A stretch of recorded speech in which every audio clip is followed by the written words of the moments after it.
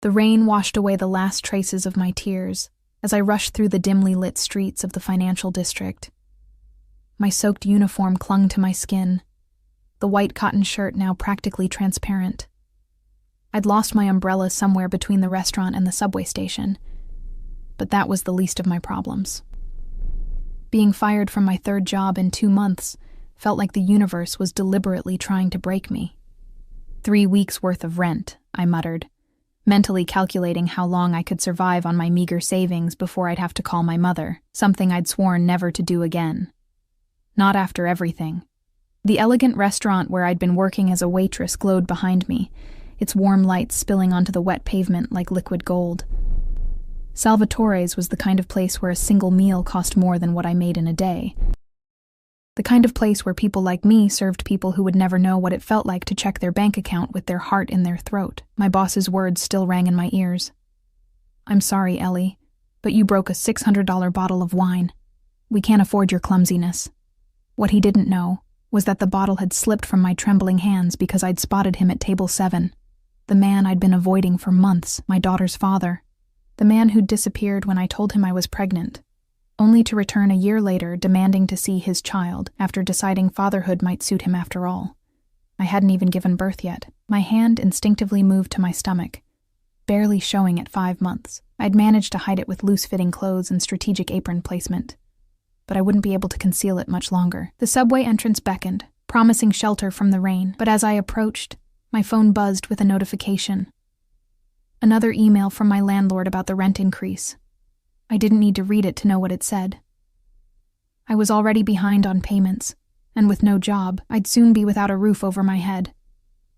My chest tightened as panic began to set in. I couldn't bring my baby into a world where I couldn't even provide basic necessities. That's when I felt it. A strange sensation, like someone was watching me. I turned around, scanning the nearly deserted street. Through the curtain of rain, I noticed a sleek black car idling across the road, its windows tinted too dark to see inside. Something about it made the hair on the back of my neck stand up. It had been there when I'd left the restaurant, and it was still there now, engine running, like a predator waiting for the right moment to strike. I hurried down the subway steps, nearly slipping on the wet tiles. The fluorescent lights buzzed overhead, casting a sickly pale glow over everything. I swiped my transit card, one of my last few rides before I'd need to reload it with money I didn't have. The platform was almost empty at this hour. A homeless man dozed on a bench, surrounded by plastic bags of belongings. A young couple stood wrapped in each other's arms near the edge, whispering and giggling. And at the far end, a man in an expensive suit checked his watch, radiating impatience. I kept my head down, avoiding eye contact. In this city, attention was rarely something you wanted. The rumble of the approaching train vibrated through the soles of my worn sneakers. As it screeched to a halt, I waited for the doors to open, desperate to sit down and take the weight off my swollen feet. But just as I stepped forward, my phone slipped from my rain-slick fingers, clattering to the ground. I bent to retrieve it, my heart sinking when I saw the newly formed crack across its screen. Another expense I couldn't afford. As I straightened, something solid bumped into me from behind, sending me stumbling forward. Strong hands gripped my shoulders, steadying me before I could fall. "Careful there," a deep voice murmured close to my ear. The scent hit me first, expensive cologne with notes of cedar and something darker, more primal. It wrapped around me like a physical presence, drowning out the usual subway smells of urine and disinfectant. "I'm sorry," I mumbled automatically, trying to pull away, but the hands on my shoulders lingered a moment longer than necessary before releasing me. No harm done. I glanced up, intending to offer a polite smile before retreating, but the words died in my throat. He was devastatingly handsome in the way that beautiful predators are, all sharp lines and dangerous grace. Dark hair styled with careless precision, a strong jaw shadowed with precisely maintained stubble. But it was his eyes that held me captive. The color of whiskey in firelight, amber flecked with gold, watching me with an intensity that made my skin tingle. He wore a suit that probably cost more than my entire wardrobe, charcoal gray tailored to perfection, with a black shirt open at the collar revealing a glimpse of tanned skin. No tie. A heavy watch glinted on his wrist, and a signet ring adorned his right hand. Everything about him screamed power and wealth.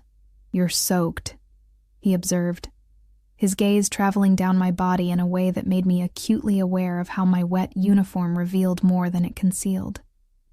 I crossed my arms over my chest, heat rushing to my cheeks. "It's raining." The corner of his mouth curved upward. "So it is." The train doors started to close. I lunged forward to catch them, but I was too late. They shut with a definitive thud, and the train pulled away, leaving me stranded on the platform with the beautiful stranger. "Shit," I hissed under my breath, blinking back tears of frustration. "Where are you headed?" he asked, still standing too close. My instinct screamed at me not to answer, not to engage. This wasn't the kind of man who spoke to women like me without an agenda. But exhaustion and desperation clouded my judgment. "Upper East Side," I replied, immediately regretting the admission. The contrast between my appearance and my destination would raise questions I didn't want to answer. His eyebrows rose slightly. "That's quite a commute from Little Italy." So he knew where Salvatore's was located. Had he been there tonight? I didn't remember seeing him, but then again, I'd been too focused on avoiding my ex and balancing trays of overpriced pasta to notice much else. "I go where the work is," I said vaguely. "And what kind of work do you do?" The question seemed innocent enough, but something in his tone made me think he already knew the answer. "I'm a waitress." I paused, then corrected myself. "I was a waitress. I got fired tonight." Why was I telling him this? Something about his steady gaze made me want to confess things I'd never tell a stranger. "That's unfortunate," he said, his expression unreadable.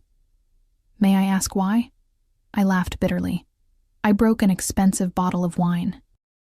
"Apparently, that's an unforgivable sin when you work at Salvatore's. Salvatore can be unforgiving." He said the name with a familiarity that caught my attention. "You know the owner?" A smile played at his lips. "You could say that." The next train rumbled into the station, and I stepped toward it, eager to escape this unsettling conversation. But as the doors opened, the stranger's hand closed gently around my wrist. "Wait," he said. "I have a proposition for you." Warning bells clanged in my head. I'd heard stories about women who disappeared after accepting propositions from handsome strangers.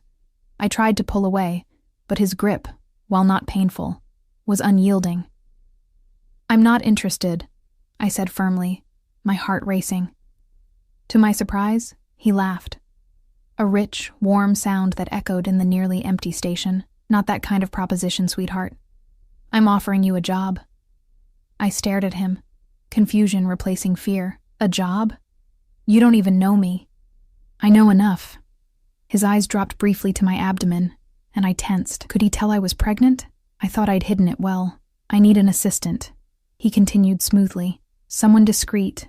Someone who won't ask too many questions. The pay is good, very good, and the hours are flexible." The train doors closed again, but I hardly noticed. "What kind of assistant?" "Personal. You'd help manage my schedule, handle some correspondence, run errands." "Nothing illegal, if that's what you're worried about." It was exactly what I was worried about, along with 100 other things. Who offers a job to a stranger in a subway station? What kind of man needs an assistant who won't ask questions? But the words, "very good pay," echoed in my mind, drowning out the warning sirens. "I don't even know your name," I said weakly. He released my wrist and extended his hand. "Dante Russo." The name struck a chord of recognition, but I couldn't place it. I hesitated before placing my much smaller hand in his. "Eleanor Hayes. Everyone calls me Ellie." His hand was warm and calloused in unexpected places, not the soft grip of a man who'd never known physical labor. "Well, Eleanor Hayes, what do you say? Are you interested in hearing more about my offer?" I should have said no. I should have waited for the next train and gone home to my tiny apartment to figure out a more sensible solution to my problems. But sensible solutions seemed in short supply lately. "I'm listening," I said instead. A smile spread across his face, predatory, triumphant, as if he'd known all along what my answer would be. "Good. Let's go somewhere dry to discuss the details." Before I could respond, he placed his hand at the small of my back, guiding me toward the exit. That simple touch sent electricity up my spine. It had been so long since anyone had touched me with such casual confidence. "My car is outside," he said as we climbed the steps back to street level. The rain had stopped, leaving the city glistening under the streetlights. And there, exactly where I'd seen it earlier, was the sleek black car with the tinted windows. I froze. "That's your car?" It was parked outside Salvatore's. Dante's expression revealed nothing. "Was it?" "I have a driver." Perhaps he was waiting for me there. It was a reasonable explanation, but something felt off. Had he followed me? The thought should have terrified me, but instead, it sent a strange thrill through my body. A tall, broad-shouldered man stepped out from the driver's side and opened the rear door. His expressionless face and rigid posture screamed security more than chauffeur. "This is Marco," Dante said casually. "He drives for me." Marco nodded in acknowledgement but said nothing. Dante gestured toward the open door. "After you, Eleanor." Every instinct told me to run, to get as far away from this man as possible. But where would I run to? Back to my apartment that I couldn't afford? To my mother who'd made it clear she wanted nothing to do with me or my poor life choices? I climbed into the car, the leather seats butter-soft against my still damp clothes. The interior smelled of the same cologne Dante wore, mixed with leather, and the faintest hint of gunpowder, a scent I recognized from childhood trips to the shooting range with my father. That last detail should have been the final warning, the push I needed to climb back out and disappear into the night. Instead, I sat silently as Dante slid in beside me, close enough that our thighs almost touched. As Marco pulled away from the curb, Dante's phone rang. He glanced at the screen, his jaw tightening almost imperceptibly before he answered. "Yes?" His voice was different now, colder, harder. He listened for a moment. "No. I told you how to handle it. Don't make me repeat myself." Another pause. "Then make him understand the consequences of refusal." He ended the call without saying goodbye, and turned to find me watching him, my eyes wide. "Sorry about that," he said, his tone warming again. "Business never stops in this city." "What kind of business are you in exactly?" I asked, trying to keep my voice steady. He studied me for a moment. "Import-export, primarily. Family business." It was vague enough to be meaningless. I'd heard that import-export was often code for something less legitimate, but I didn't press. After all, he'd mentioned he wanted someone who didn't ask questions. We drove through the city, the streets growing progressively more exclusive as we headed uptown. Finally, the car pulled up outside a towering glass building overlooking Central Park. "My apartment," Dante explained, as Marco opened the door. "We can discuss the details of your employment more comfortably there." Alarm bells rang distantly in my head, but the warmth of the car and the promise of financial security had lulled me into a dangerous complacency. Or perhaps it was just that after months of struggling alone, the idea of surrendering control to someone else, even temporarily, held an appeal I was ashamed to acknowledge. I stepped out of the car, looking up at the gleaming tower. How many rent payments would a single apartment in this building cost? 50? 100? "You're playing with fire, Ellie," whispered a voice in my head that sounded suspiciously like my mother's. But I'd been cold for so long that even fire seemed welcoming. As we entered the lobby, the concierge nodded respectfully to Dante. "Good evening, Mr. Russo." "Evening, James. No visitors tonight." "Very good, sir." Dante guided me toward a private elevator at the back of the lobby, his hand returning to the small of my back with that same casual possessiveness. The doors closed, and we began to ascend. The mirrored walls of the elevator reflected us from every angle. Me, small and bedraggled in my waitress uniform, and him, tall and imposing in his perfect suit. "You're quiet," he observed, watching me through the mirror. I met his gaze in the reflection. "I'm trying to figure out why a man like you would offer a job to someone like me." "Someone like you." His eyebrow arched. "And what kind of person do you think you are, Eleanor Hayes?" The question caught me off guard. What kind of person was I? A struggling single mother-to-be? A college dropout? A disappointment to my family? "I'm nobody," I said finally. "Just another person trying to survive in this city." Something darkened in his eyes. "You're not nobody." The elevator stopped with a soft ding, opening directly into a stunning penthouse apartment. Floor-to-ceiling windows showcased a breathtaking view of Central Park and the city skyline. The space was decorated in shades of gray and black, with occasional splashes of deep red. Modern, masculine, and undeniably expensive. I stood frozen in the elevator, suddenly very aware of what I was doing. I'd gotten into a car with a stranger. I'd come to his apartment. Alone. "Second thoughts?" Dante asked, holding the door open. "This is crazy," I whispered. "I don't know you." His smile was slow and deliberate. "But you want to, don't you? Otherwise you wouldn't be here." He was right, and that terrified me more than anything else. I did want to know him, this dangerous, beautiful man who'd appeared like some dark guardian angel, just when I needed saving the most. I stepped into his domain, feeling like I'd crossed some invisible threshold from which there was no returning. "Welcome to my home, Eleanor," he said, his voice dropping to a lower register that sent shivers down my spine. "Now, let's talk about your future." As the elevator doors closed behind me, I couldn't shake the feeling that I'd just made a deal with the devil himself, but as his amber eyes held mine, I realized that even knowing what I know now, I'd still make the same choice, because some fires are worth getting burned for. Dante's penthouse felt like another world, one where gravity worked differently and air cost money to breathe. I stood awkwardly near the elevator, afraid to touch anything, while he moved with easy confidence through the space, shedding his suit jacket and draping it over a sleek leather chair. "Would you like something to drink?" he asked, heading toward a bar that gleamed with crystal decanters. "Water? Wine? Something stronger?" "Just water, please." My throat was suddenly parched. The reality of my situation, standing in a stranger's luxury apartment after dark, was finally catching up to me. He poured water into a crystal glass for me and some amber liquid. Whiskey, probably, for himself. When he handed me the glass, our fingers brushed, and I nearly jumped at the contact. "Relax, Eleanor," he said, amusement playing at the corners of his mouth. "If I wanted to hurt you, I wouldn't have brought you to my home." Somehow, that wasn't as reassuring as he might have intended. "Please, sit." He gestured toward a massive sectional sofa facing the windows. I perched on the edge of the couch, feeling like an intruder in this pristine space.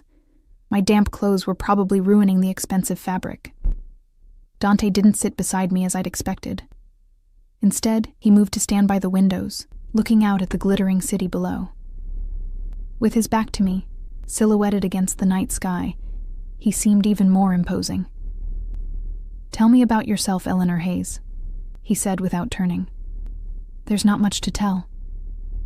I fidgeted with my glass. "I grew up in Ohio.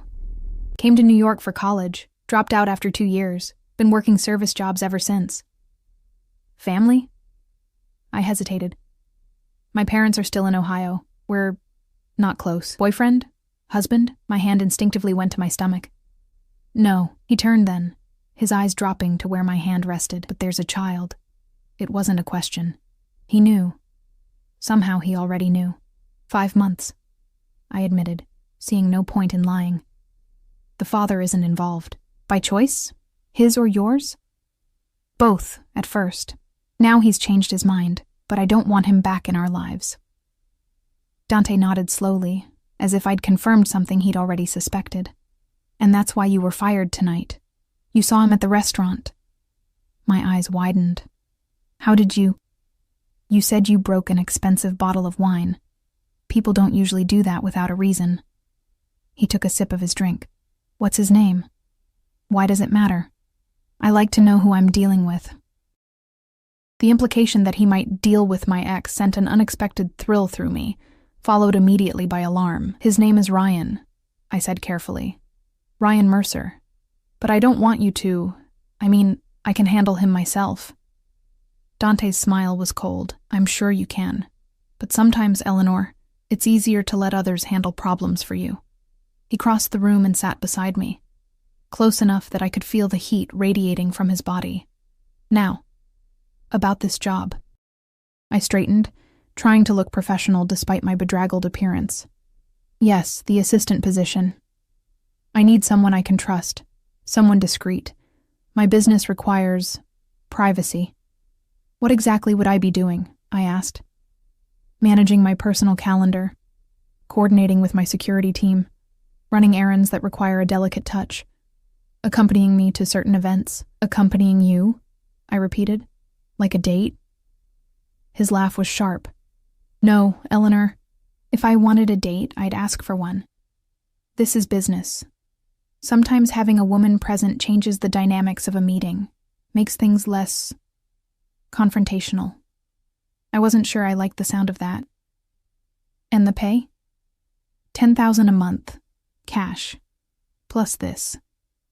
He reached into his pocket and pulled out a key card, placing it on the coffee table between us. What's that for? An apartment in this building, 15th floor, 2 bedrooms. It's one of my properties.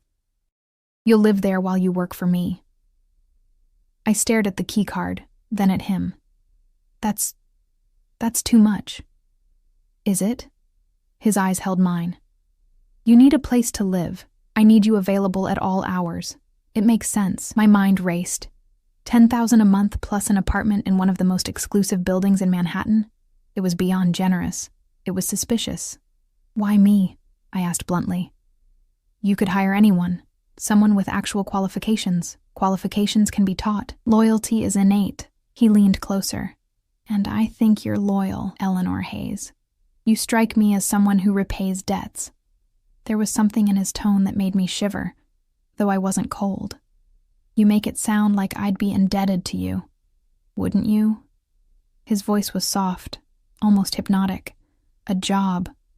A home. Security for your child. That's quite a lot to give someone you've just met. He was right. I would be indebted to him, deeply, uncomfortably indebted. And something told me Dante Russo wasn't a man who forgot what was owed to him. When would I start? I asked, already knowing I was going to accept despite every warning bell in my head. Tonight. He stood, holding out his hand to me. Let me show you your new home. I hesitated only a moment before placing my hand in his. His fingers closed around mine, warm and firm, and he pulled me to my feet with effortless strength. As we rode the elevator down to the 15th floor, I tried to process how drastically my life had changed in the span of a few hours.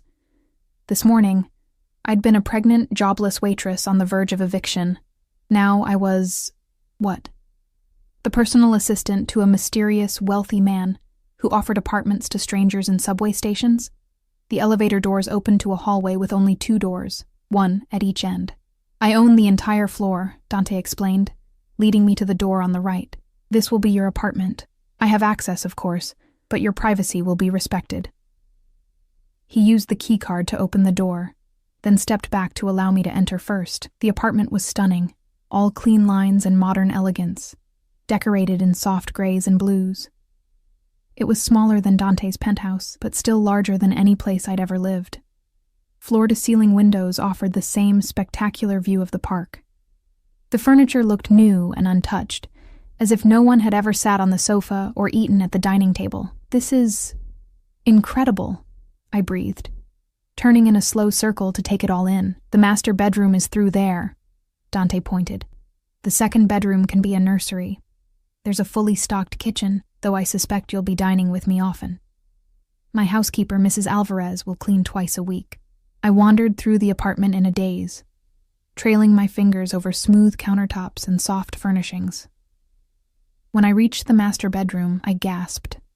The bed was enormous, draped in what looked like Egyptian cotton sheets. A walk-in closet stood open, completely empty, waiting to be filled. Dante appeared in the doorway behind me. Is it acceptable? Acceptable? It's like a dream. I turned to face him, but I don't have anything to put in it. All my stuff is at my old apartment. Give Marco your address. He'll have your belongings moved tomorrow. He checked his watch, that heavy, expensive timepiece I'd noticed earlier. It's late. You should rest. There are new clothes in the bathroom. Mrs. Alvarez picked them up this afternoon. This afternoon? Before he'd even met me? You planned all this, I said, realization dawning. Meeting me at the subway wasn't an accident. Something flashed in his eyes, approval, perhaps. Very good, Eleanor. No, it wasn't an accident. How did you know about me? Why me? He stepped closer, close enough that I had to tilt my head back to maintain eye contact. Let's just say I've been aware of you for some time. Your situation interested me. My situation? I repeated. You mean being pregnant and desperate? I mean being resilient and proud despite facing adversity. His hand rose to my face, his thumb lightly tracing my cheekbone. You remind me of someone I once knew. The touch was electric, sending warmth cascading through my body. I stepped back, needing distance from this magnetic pull he seemed to exert. Who? I asked, my voice embarrassingly breathless. That's a story for another time. His hand dropped back to his side. Tomorrow, we begin. I'll send Marco to collect you at 9. Wear something professional. The clothes in the bathroom should suffice until we can get you a proper wardrobe. He turned to leave, but I called after him. Wait, I still have questions. Dante paused in the doorway, looking back over his shoulder, and I'll answer them. Tomorrow. For now, rest. You're safe here, Eleanor. After he left, I stood in the center of the bedroom, my bedroom, trying to make sense of everything that had happened. Part of me wanted to run, to grab whatever cash I had and disappear before I became any further entangled with Dante Russo. But where would I go? And how far would I get before he found me? Because he would find me. I was certain of that. Instead of running, I went to the bathroom and found, as promised, new clothes laid out for me. Silk pajamas, underwear still in packaging, even a fluffy robe, everything in my size. I should have been creeped out by the invasion of privacy, but I was too exhausted to muster the appropriate outrage. I showered in a bathroom bigger than my entire studio apartment, letting hot water wash away the grime of the day. As I dried off and slipped into the silk pajamas, I caught sight of myself in the floor-to-ceiling mirror. With my wet hair and wide eyes, I looked young and vulnerable. But there was something else there too, a spark of determination that hadn't been there this morning. I placed my hand on my slightly rounded belly. We're going to be okay, I whispered to my unborn child. I'll figure this out. But as I climbed into the ridiculously comfortable bed and sank into sheets that probably cost more than a month's rent at my old place, I couldn't shake the feeling that I'd just made a deal that would be impossible to escape. In my dreams that night, I was running through endless corridors, pursued by a shadow with amber eyes. No matter how fast I ran, it stayed right behind me, whispering, "You shouldn't play with fire, Eleanor." But even in the dream, I knew I already was. I woke to sunlight streaming through windows I'd forgotten to cover. For a disorienting moment, I didn't know where I was. The bed was too soft, the room too quiet, the ceiling too high. Then memories of the previous night came flooding back. Dante Russo, the job offer, this apartment. I sat up slowly, half expecting to find myself back in my cramped studio, the entire encounter nothing but a desperate dream. But the luxurious bedroom remained solid around me, the sheets whispering against my skin as real as anything I'd ever felt. My phone buzzed on the nightstand, another unfamiliar addition to my morning routine. When I checked it, I found a text from an unknown number. "Good morning, Eleanor. Car will collect you at 8:45 instead of 9 now. Wear the gray dress. D." How did he have my number? I hadn't given it to him. Then again, he seemed to know everything else about me. My size, my situation, even where I'd been working. I should have been terrified by the surveillance implications, but something darker and more complicated stirred inside me instead. There was a strange comfort in being seen so completely after months of feeling invisible. In the closet, I found the gray dress he'd mentioned hanging in otherwise empty space. It was simple, but elegant. The kind of thing worn by women who attended charity galas and board meetings, not former waitresses from Ohio. Beside it hung a pair of black heels that looked both expensive and uncomfortable. After showering, I slipped into the dress, surprised by how perfectly it fit, hugging my curves but cleverly disguising my small baby bump. The reflection in the mirror showed someone I barely recognized, a polished, professional woman ready to take on Manhattan. "Not bad for someone who got fired yesterday," I murmured to my reflection. At precisely 8:45, my phone buzzed again, waiting downstairs. Marco. The elevator ride to the lobby felt like descending into a new life. I mentally rehearsed how to address Dante. Mr. Russo seemed appropriate given our new professional relationship, and reminded myself to ask about my actual duties. So far, this job had been long on perks and short on specifics. Marco stood by the same black car, his expression as blank as it had been last night. He opened the door without a word, and I slid into the back seat expecting to find Dante waiting. He wasn't there. "Where's Mr. Russo?" I asked as Marco got behind the wheel. "Meeting downtown. I'm taking you to the office first." I didn't know Dante had an office. Then again, there was a lot I didn't know about my new employer. We drove in silence, weaving through morning traffic with the practiced ease of someone who'd done this route countless times. I watched the city transform around us, from the manicured elegance of the Upper East Side to the towering glass canyons of Midtown, and finally into the more historic architecture of the financial district. The car pulled up outside an understated building with no company name displayed. Marco led me through a private entrance and into an elevator that required a key card. We rode to the top floor in silence. When the doors opened, I expected a typical corporate office: cubicles, conference rooms, perhaps a reception desk. Instead, I stepped into what looked more like an exclusive club. Dark wood paneling, leather furniture, and subtle lighting created an atmosphere of masculine luxury. A few well-dressed men sat in conversation, falling silent as Marco led me through. Their eyes followed me, assessing, curious, and in some cases openly appreciative. I straightened my spine and lifted my chin, refusing to be intimidated. Marco stopped before an ornate wooden door and knocked once before opening it. "Ms. Hayes is here, sir." Dante sat behind a massive desk, phone to his ear, looking every bit the powerful executive in a charcoal suit and blood-red tie. He motioned for me to enter but continued his conversation. "I don't care what he thinks he's entitled to," he was saying, his voice hard as stone. The terms were clear. If he can't honor them, then perhaps he needs a reminder of who he's dealing with.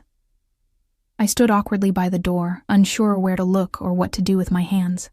The office was impeccably decorated, more art gallery than workplace, with what looked like original paintings on the walls and sculptures displayed in glass cases. "Have Vito pay him a visit," Dante continued. "Nothing dramatic, just enough to refresh his memory." He ended the call and finally looked up at me, his expression softening fractionally. "Eleanor, right on time." He gestured to a chair across from his desk. "Sit. We have a lot to cover." I sat, smoothing the gray dress over my knees. "Good morning, Mr. Russo." His mouth quirked in amusement. "Mr. Russo? Last night it was Dante. Last night I wasn't officially your employee." "Fair enough." He leaned back, studying me. "The dress suits you." "Thank you." I folded my hands in my lap to keep them from fidgeting. "I'm ready to learn about my duties." "Straight to business. I like that." He pushed a sleek laptop across the desk toward me. "This is yours. Everything you need to know about the day-to-day operations is on there. Calendar, contacts, security protocols." I opened the laptop, finding it already powered on and unlocked. The screen showed a meticulously organized calendar, filled with appointments and meetings. "You'll be responsible for managing my schedule, both business and personal, making reservations, coordinating with my security team, handling correspondence." He paused. "And occasionally attending meetings with me, as we discussed." I nodded, scrolling through the calendar. Most entries were vague: meeting with V, dinner at S, warehouse inspection, nothing that gave away the nature of Dante's business. "What exactly is it that you do, Mr. Russo?" I asked, looking up from the screen. Something dangerous flashed in his eyes. "I thought we established that you wouldn't ask too many questions." "I'm not asking about specific operations. I just want to know what kind of business I'm supporting." He studied me for a long moment. "Import-export, as I mentioned. Luxury goods primarily. Wine, art, specialty foods. My family has been in the business for generations." It sounded legitimate enough, but the way he said it, carefully controlled, revealing nothing, made me suspect there was more to it. "And these men outside?" I gestured toward the door. "Are they all part of your import-export business?" "They're associates. Some family, some not." He leaned forward. "You'll meet them all eventually. For now, just remember that they report to me, not the other way around." Before I could ask another question, the door opened without a knock. A tall, strikingly handsome man with the same amber eyes as Dante strode in, coming to an abrupt halt when he saw me. "Sorry, brother." Didn't realize you had company. His gaze traveled over me with undisguised interest. Very pretty company. Dante's expression hardened. Eleanor, this is my brother Lorenzo. Lorenzo, this is my new personal assistant, Ms. Hayes. Lorenzo's eyebrows shot up. Personal assistant? Is that what we're calling it now? Heat rushed to my face as I understood the implication. It's a pleasure to meet you, Mr. Russo, I said stiffly, extending my hand. He took it, his thumb brushing over my knuckles in a way that was definitely not professional. The pleasure is entirely mine, Ms. Hayes. That's enough, Lorenzo. Dante's voice cut like a blade. What do you need? Lorenzo released my hand reluctantly. The shipment from Sicily arrived. There's a discrepancy in the inventory. Dante's jaw tightened.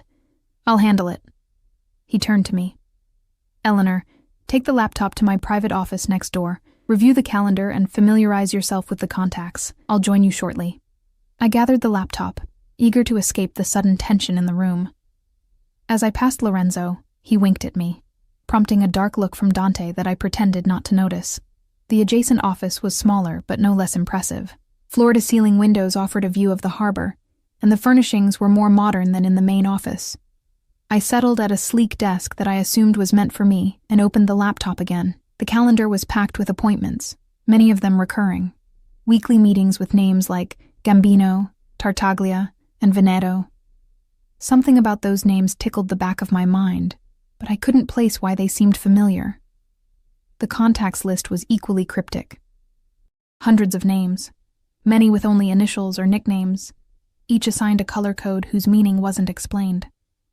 Red seemed to be reserved for family members, Dante, Lorenzo, and others sharing the Russo surname. Blue appeared to be business associates. Yellow, government officials. Green, I couldn't determine. I was so absorbed in trying to decode the system that I didn't hear the door open. When Dante spoke from directly behind me, I nearly jumped out of my skin. Finding everything all right? I turned to find him standing much closer than I expected, his expression unreadable. Yes, just trying to understand the organization system. You'll learn it quickly enough. He placed a hand on the back of my chair, leaning over me to look at the screen. His cologne enveloped me, that same intoxicating scent from last night. Red is family. Blue is business. Yellow is friends in useful positions. Green is potential problems. Problems? Competitors. Former associates who've become unreliable. His eyes met mine. People who might try to use you to get to me. A chill ran down my spine. Use me? Why would anyone do that? He straightened, moving around the desk to sit on its edge, facing me. Because that's what people do, Eleanor. They look for leverage, for weaknesses to exploit. And you think I'm a weakness? The idea was both flattering and terrifying. I think you could be, if I let you. His gaze was intense, searching. Are you having second thoughts? I should have been. Any rational person would be running for the door by now. But instead, I shook my head. No, I made a commitment. Something like approval flickered across his face. Good. Now, there's something important we need to discuss. He reached into his jacket pocket and withdrew a small velvet box. Your cover story. Cover story? I repeated, eyeing the box warily. He opened it, revealing a stunning diamond ring. In certain circles, a personal assistant raises questions, unwanted attention. A fiancé, on the other hand. I stared at the ring, then at him. Sure, I had misunderstood. You want me to pretend to be your fiancé? Only in specific situations. Business dinners, family events. He removed the ring from the box and held it out. It's just for show, Eleanor. A way to protect you. Protect me from what? My voice had risen despite my efforts to stay calm. From men like my brother. His expression darkened. From men who might see you as a way to get to me. I didn't take the ring. This wasn't part of our agreement. Our agreement was that you would assist me as needed. This is what I need. He took my left hand before I could pull away, sliding the ring onto my finger. It fit perfectly, like everything else he'd given me. Consider it part of your uniform.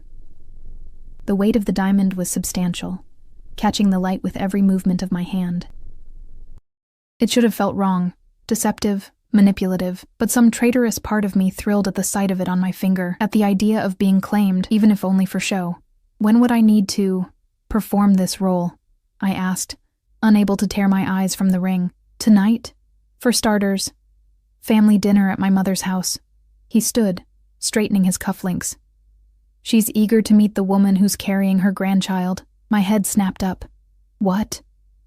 His smile was predatory. Did I forget to mention that part of your cover story?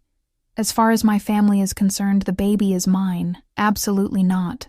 I stood up so quickly the chair rolled back and hit the wall. That wasn't part of our deal. I won't use my child as part of some charade.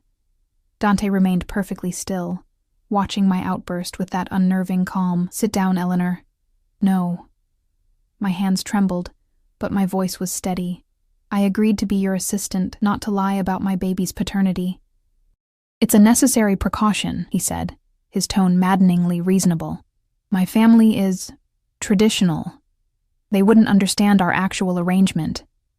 Then tell them I'm just your employee. An unmarried, pregnant employee living in my building? That would raise even more questions. He stepped closer, his presence filling the room. Besides, this protects your child as well. How does lying about my baby's father protect them? His eyes hardened. Because being my child means protection. Resources. Status. Being Ryan Mercer's child means nothing. The mention of Ryan's name stopped me cold. How do you know about Ryan? I told you, Eleanor. I've been aware of you for some time. He reached out, his fingers brushing my cheek in that proprietary way that was becoming disturbingly familiar. Ryan Mercer is a small-time drug dealer with gambling debts and a temper. Not father material. Ice flooded my veins. How do you know all this?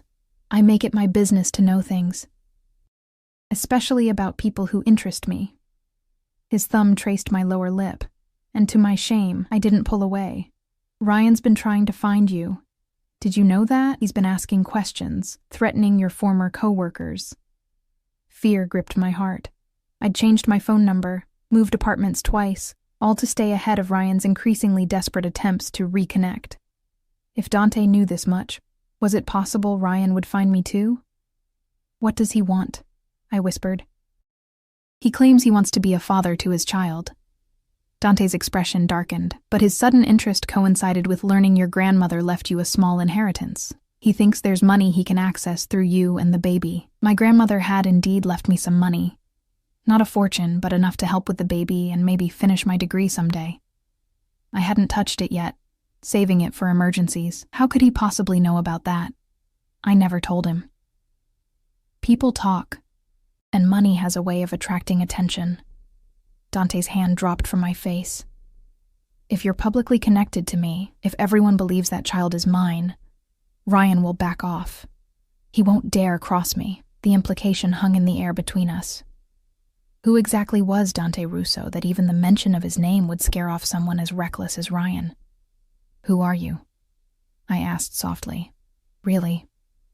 Something shifted in his eyes, a moment of calculation, of decision. You're smart, Eleanor. I think you've already figured it out. The pieces had been there all along. The security, the cryptic business dealings, the way people deferred to him, names like Gambino and Tartaglia in his contacts. It should have terrified me, but somehow, I'd known from the moment I saw him in that subway station. You're not just an import-export, I said carefully. His smile was sharp. Not just, no, you're family. You're connected. Connected. He seemed amused by my choice of words. Yes, you could say that. The Russo family has been connected in New York for generations. I sank back into my chair as the full reality of my situation hit me. I was working for, living in a building owned by, wearing a ring given to me by a man who was almost certainly part of organized crime. Is this where you run? Dante asked, watching me closely. Now that you know? That was the rational response, to get as far away from him as possible. But where would I go? Back to my unaffordable apartment? Back to dodging Ryan and creditors? Back to struggling alone? No, I said finally, surprising us both. I'm not running. Relief flickered across his face, so brief I almost missed it. Good. Then we understand each other. I looked down at the diamond ring glittering on my finger. I'll play along with this. Engagement. But I need some ground rules. I'm listening. First, this is temporary. When the baby is born, we break up, and I go back to being just your assistant. He nodded slowly. Acceptable, though we'll need a believable reason for the separation. Second, I won't lie to my child. When they're old enough to understand, I'll tell them the truth about their father. And what truth is that? His voice was dangerously soft. I met his gaze squarely.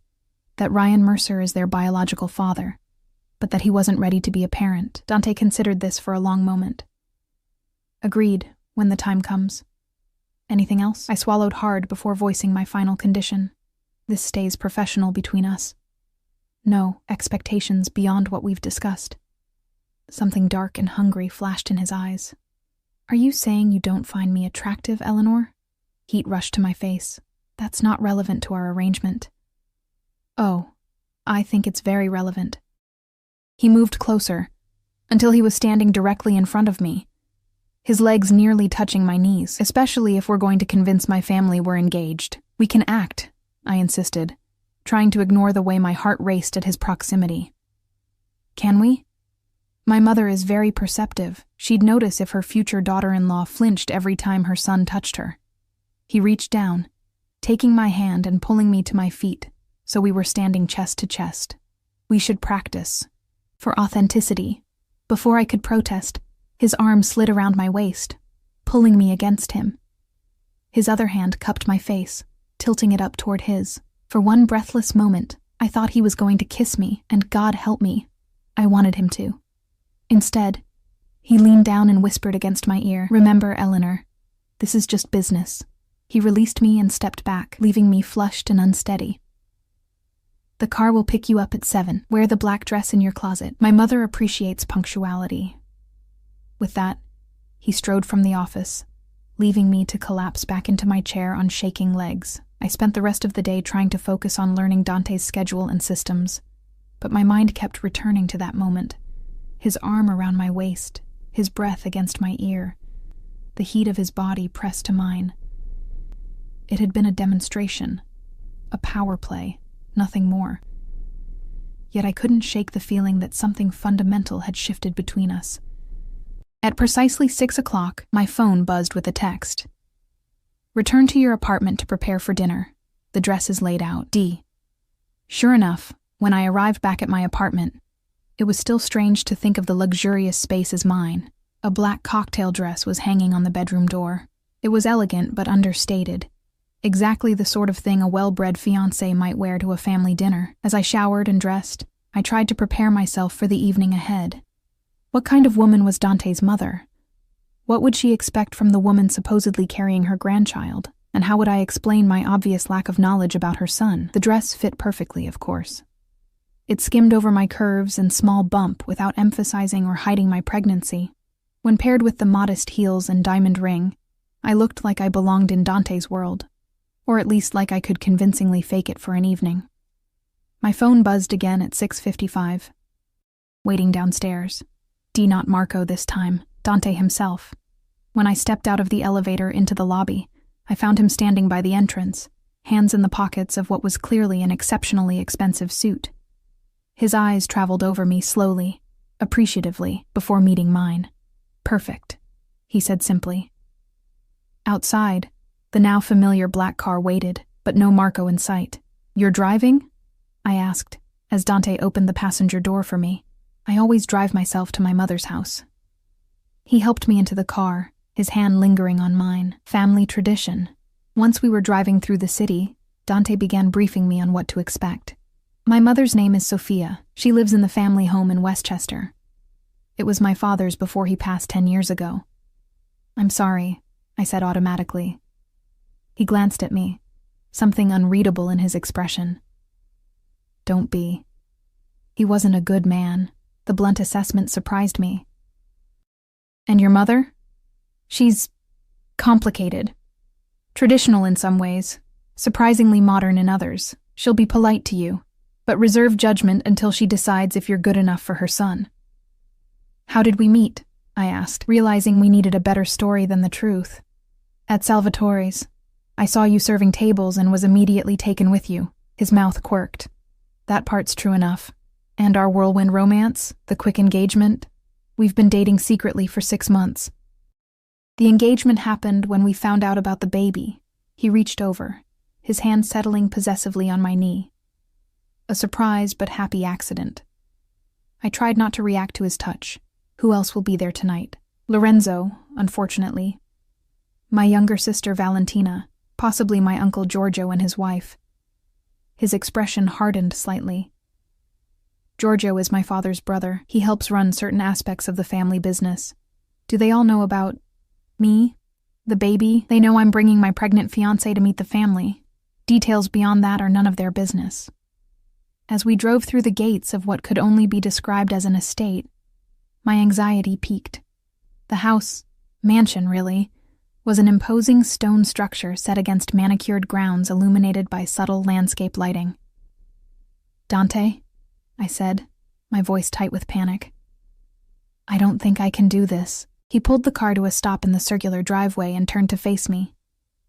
"Yes, you can. You're stronger than you think, Eleanor." His hand moved from my knee to cup my cheek. "Just follow my lead, and remember what this means for you and your child. Protection, security, a future." I leaned into his touch despite myself. "What if they don't believe we're really engaged? Then I'll make them believe it." His thumb brushed my lower lip. "Do you trust me?" The strange thing was, I did. At least in this. "Yes." Without warning, he leaned forward and kissed me. Not the gentle, testing kiss I might have expected, but something deeper, more possessive. His hand slid to the back of my neck, holding me in place as his mouth claimed mine. I should have pulled away, should have reminded him of our agreement. Professional only. Instead, I found myself responding, my lips parting under his, my hand clutching his arm for support. When he finally broke the kiss, we were both breathing hard. "There," he said, his voice rough. "Now you look like a woman who's been thoroughly kissed by her fiancé." Before I could respond, the front door of the house opened, light spilling out onto the driveway. A silhouette appeared, tall, elegant, unmistakably female. "That's my mother," Dante said, straightening his tie. "Remember, from now on, that baby is a Russo, and you belong to me." As he helped me from the car, I couldn't shake the feeling that I was crossing a threshold from which there would be no return. Playing with fire, indeed. Sophia Russo was nothing like I'd imagined. I'd expected an aging matriarch draped in black, perhaps with a heavy Italian accent. Instead, the woman who greeted us in the grand foyer was elegant, stylish, and remarkably youthful for someone who must have been in her 60s. "Dante, darling," she said, embracing her son with genuine warmth before turning her sharp gaze on me. "And this must be Eleanor. Mother, this is my fiancée, Eleanor Hayes," Dante said, his arm sliding possessively around my waist. I extended my hand. "It's a pleasure to meet you, Mrs. Russo." Instead of taking my hand, she pulled me into a surprisingly strong embrace. "We're family now. Call me Sophia." She pulled back, her eyes, the same amber as Dante's, assessing me openly. "Let me look at you." I felt like a prized mare at auction as she studied me, her gaze lingering briefly on my stomach. "Beautiful," she declared finally. "Strong features, good bones. The baby will be handsome." "Thank you," I managed, unsure how else to respond to such a clinical assessment. "Come," she said, linking her arm through mine. "Everyone is waiting in the drawing room." As she led me through the mansion, I tried not to gawk at the obvious wealth on display. Priceless artwork, antique furniture, crystal chandeliers. Dante followed closely behind, his presence both reassuring and intimidating. The drawing room was occupied by 3 people. Lorenzo, lounging with a drink in hand, a striking young woman I assumed was Valentina, and an older man with hard eyes who could only be Uncle Giorgio. "Everyone," Sophia announced. "This is Eleanor, Dante's fiancée, and the mother of our newest Russo." Lorenzo raised his glass in mock salute. "Welcome to the family circus, Eleanor. Drink?" "She's pregnant, idiot," Valentina said, rising gracefully to greet me. Unlike her mother's warmth, her embrace was perfunctory. "Congratulations," she added, though her tone suggested it was anything but. Uncle Giorgio didn't bother to stand. "So this is the girl who trapped my nephew," he said, his accent thicker than Sophia's. "Pretty enough, I suppose." "Giorgio," Sophia warned. "Mind your manners." Dante's arm tightened around me. Eleanor didn't trap anyone. The baby was a mutual surprise, but a welcome one. The tension in the room was thick enough to cut with a knife. I could feel Valentina's resentment, Giorgio's suspicion, and Lorenzo's amusement, all directed at me. Sophia, apparently oblivious to the undercurrents, guided me to a sofa. "Sit, dear. You must be tired. Pregnancy is exhausting. I remember it well. 3 children nearly killed me." She shot a pointed look at Lorenzo. "Especially that one. Breech birth. 36 hours of labor. Always glad to make an entrance," Lorenzo quipped, refilling his glass. Dinner was served in a formal dining room that could have accommodated 20. I sat at Dante's right hand, with Sophia at the head of the table. The conversation flowed around me, much of it in Italian, which I didn't speak. Whenever I caught Dante's eye, he offered a reassuring smile, his hand occasionally covering mine on the table. "So, Eleanor," Giorgio said during a lull, "Dante tells us you were a waitress. At Salvatore's, was it?" The way he said it made it sound like I'd been working in a brothel. "Yes, that's where we met." "How romantic," Valentina drawled. "My brother, falling for the help."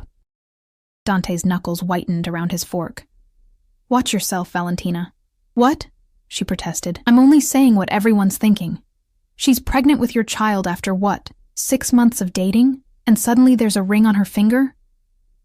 "That's enough," Sophia said sharply. "Eleanor is carrying my grandchild. She will be treated with respect." I placed my hand on Dante's arm, feeling the tension in his muscles. "It's all right," I said quietly. "I understand their skepticism." It was a whirlwind romance. "See, even she admits it," Giorgio muttered. "Tell us, Eleanor," Lorenzo interjected, clearly enjoying the drama. "What was it about my brother that swept you off your feet? His charming personality, his winning smile, or perhaps his, substantial assets?" The innuendo wasn't subtle. "Actually," I said, surprising myself with my steady voice, "it was his kindness." The table fell silent, all eyes on me. "Kindness?" Giorgio repeated incredulously. "Yes." I looked directly at Dante, finding strength in his intense gaze. The night we met, I'd been fired. I was alone, pregnant, scared. Dante could have ignored me or taken advantage. Instead, he offered help with no strings attached. It wasn't entirely untrue. He had offered help when I needed it most, even if his motives weren't as pure as I was suggesting. He made me feel safe for the first time in months. I turned to face the table. I know how this looks. Poor waitress snags rich businessman. Surprise pregnancy, quick engagement. But I'm not after Dante's money or his name. I just want to give my child the stability I never had growing up. The silence that followed was profound. Even Lorenzo seemed taken aback by my honesty. Sophia was the first to speak. "Well said, my dear." She raised her glass. "To Eleanor, and to my future grandchild. May they both bear the Russo name with pride." The toast was echoed around the table, though Valentina merely wet her lips without drinking. After dinner, while the men retreated to Dante's father's study for what Sophia called business talk, she led me to a sunroom filled with family photographs. "You handled yourself well tonight," she said, pouring tea from a silver service. "Better than I expected." "Thank you, I think." She smiled, the expression softening her aristocratic features. It was a compliment. This family, it's not easy to marry into. The name comes with certain expectations, certain dangers. "Dangers?" I repeated, my hand instinctively moving to my stomach. "Don't play innocent, Eleanor. You're smarter than that." She handed me a cup of tea. "You know what my son is, what this family is." I hesitated, unsure how to respond. "It's all right," she said. "We don't speak of it directly. That's rule number 1. But I want you to understand what you're getting into." "I think I do," I said carefully. "No, you don't. Not yet." She sat beside me, her eyes, so like Dante's, fixed on mine. My husband was a monster, brilliant in business, ruthless with enemies, but a monster at home. He had Appetites. For violence. For other women. She sipped her tea. I endured it for my children. For the name. For the security it provided. I'm sorry, I said, genuinely moved by her candor. Don't be. When he died, I shed no tears. She set down her cup with a delicate clink. Dante is not his father. He has his ruthlessness, his intelligence, but not his cruelty. Still, this life changes people, hardens them. Why are you telling me this? Because I see the way my son looks at you. She reached out, her cool fingers wrapping around my wrist. It's how his father once looked at me. Before the power consumed him, a chill ran through me. Dante and I. Our arrangement is, spare me the lies, child. Her grip tightened. I know my son didn't meet you 6 months ago. I know this engagement is sudden and convenient. What I don't know is whether you're good for him. I swallowed hard. I don't think anyone has worried about what's good for Dante in a long time.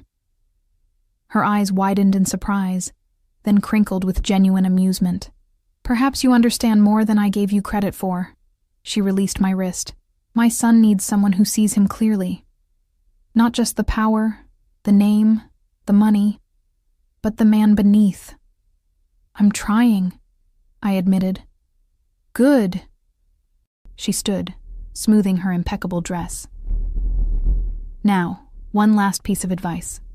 In this family, appearances matter. If you're going to pretend to be in love with my son, do it convincingly. Before I could respond, the door opened and Dante entered. Everything all right in here? Sophia smiled. Just getting to know your lovely fiancé. She kissed his cheek as she passed. Don't keep her up too late. Pregnant women need their rest. When she was gone, Dante turned to me. What did she say to you? Nothing I couldn't handle. I set down my teacup. Your mother is formidable. She likes you. He seemed surprised. I can tell. Really? How? She didn't threaten to have you investigated. His mouth quirked in what might have been a genuine smile. That's practically a warm welcome in this family. The drive back to Manhattan was quiet, both of us lost in thought. I replayed the evening in my mind. The barely concealed hostility from Valentina, Giorgio's suspicion, Lorenzo's suggestive comments, and most of all, Sophia's warnings. When we reached the building, Dante insisted on walking me to my door. You did well tonight, he said as we rode the elevator. Better than well. You impressed them. Even Valentina, I asked dryly. She'll come around. She's protective of me, that's all. He studied my face. Are you all right?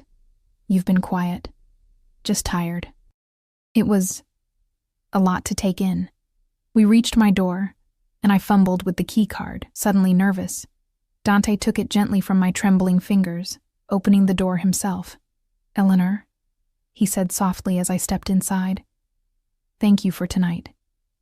I turned to face him, struck again by how devastatingly handsome he was, and how dangerous. I was just doing my job. No. He stepped closer, into my space. What you said at dinner, about my kindness, that wasn't part of the job. Heat rose to my face. I needed to say something convincing. Is that all it was? His eyes searched mine. Just a convenient lie? The air between us seemed to crackle with electricity. I don't know what you want me to say, Dante. The truth would be nice. His voice dropped lower. Do you feel safe with me, Eleanor? Really? I should have lied. Should have maintained the professional boundary I'd insisted on. Instead, I found myself admitting, yes, I do. Something shifted in his expression, a vulnerability I hadn't seen before. You shouldn't. I'm not a good man. I know what you are, I said quietly. I've always known. And yet you're still here. His hand rose to cut my cheek. Why? Because you're right. I do feel safe with you. Safer than I've felt in a long time. I closed my eyes briefly, leaning into his touch, and that terrifies me. His thumb traced my lower lip. Tell me to leave, Eleanor. Tell me this is just business, just a job, and I'll walk away right now. I knew I should. Knew that crossing this line would change everything. But as I looked into his amber eyes, I couldn't form the words. Instead, I rose onto my toes and pressed my lips to his. Unlike the calculated kiss in the car, this one started gentle, hesitant. His arms encircled me carefully, mindful of my pregnancy, drawing me against the solid warmth of his chest. When I parted my lips, inviting him deeper, he groaned, a sound of surrender that matched the collapse of my own resistance. "Eleanor," he murmured against my mouth, "you're playing with fire." I smiled, my fingers threading through his hair, "So I've been told." As he lifted me into his arms and carried me toward the bedroom, I knew there would be consequences for this choice. Dante Russo was dangerous, powerful, connected to a world I barely understood. But for tonight, at least, I would embrace the fire instead of fearing the burn, because sometimes the most dangerous path is also the one that leads you home.